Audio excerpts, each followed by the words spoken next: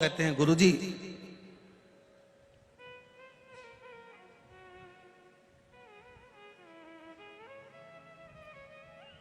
दो पौधे, एक शमी का एक बेलपत्र का।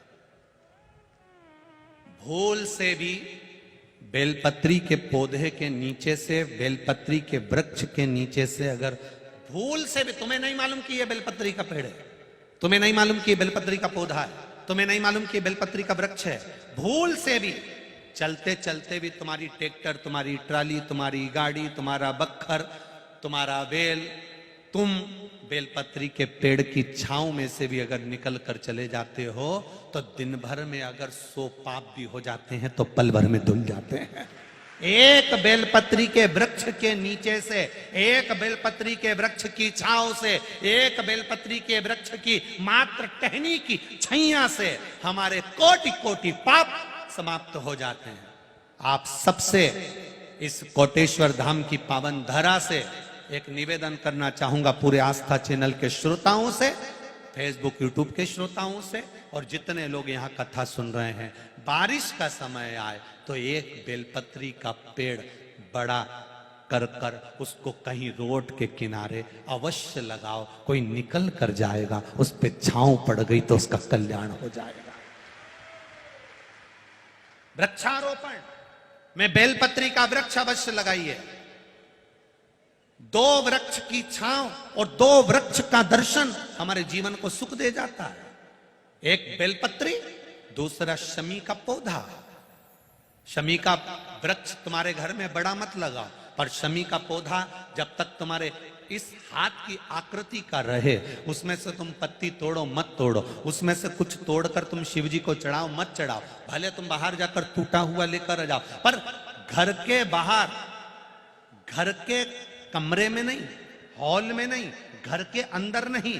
तुम्हारा घर चारों तरफ से हो जाता है, 4 कमरे, हॉल, किचन, लेटरिन, बाथरूम सब पूर्ण कंप्लीट हो जाए, उसके बाद जो तुम्हारे जगह बचे, घर से जब तुम बाहर निकलो तो बाहर की ओर जाते समय, अगर तुम्हारे निकलते समय तुम्हारा सीधे हाथ की ओर अगर शमी का छोटा सा पौधा लगा है तो ये निश्चित है कि तुम जिंदगी में कभी किसी अदालती कोर्ट केस में, कभी प्रशासनिक आदि केस में, कभी किसी गलत जगह पर जिंदगी में नहीं फंस सकते। आप उससे बाहर ही निकल जाएंगे।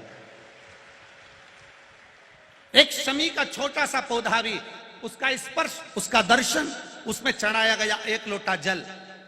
शमी 3 देवताओं को सबसे ज्यादा प्रिय है। पहला देवाधिदेव महादेव, दूसरा शनि महाराज, तीसरा श्री गणेश जी महाराज। श्री गणेश जी महाराज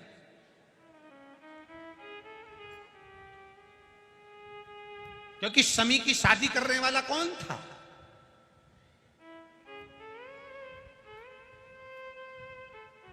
कौन इनको विवाह करे? अभी आगे आप कथा में सुनेंगे, शमी और मंदार की कथा जब आएगी, शमी और आंकड़े के फूल की, सफेद फूल, नीला फूल, गुलाबी फूल आंकड़े का जो होता है, मंदार का होता है, उसका वर्णन जब आएगा आप उसमें श्रवण करेंगे। एक शमी का पौधा, तुम घर से बाहर निकल रहे, हाँ ये जरूर है कि जो फ्लैट में रहने वाले हैं वो इस पौधे को नहीं लगा पाएंगे,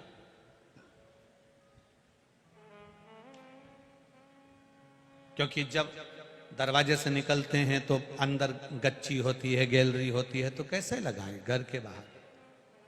हाँ, आप डायरेक्ट निकल रहे हैं और आपका पौधा घर के बाहर लगा हो तो बात दूसरी। छोटा सा गमले में, ज्यादा बड़ा नहीं, छोटा सा। ज्यादा बड़ा हो जाए तो उसको कहीं और लगवा दो, छोटा। घर से निकलते समय सीधे हाथ पर अगर शमी का पौधा, आप निकल रहे हैं और आपका राइट हैंड है, सीधा हाथ है, घर के बाहर शमी का पौधा है, प्रतिदिन का अगर आपका नियम बन गया कि शमी को देखकर घर से बाहर निकल रहे हो, जिंदगी में कभी कांटे तुम्हारे जीवन में आ ही नहीं सकते, कोई रोड़ा आएगा ही नहीं, बढ़ जाओ। यही रह गया। शमी में शनि भी है, शमी में गणेश भी और शमी में शिव भी है। कल एक कथा चल रही थी,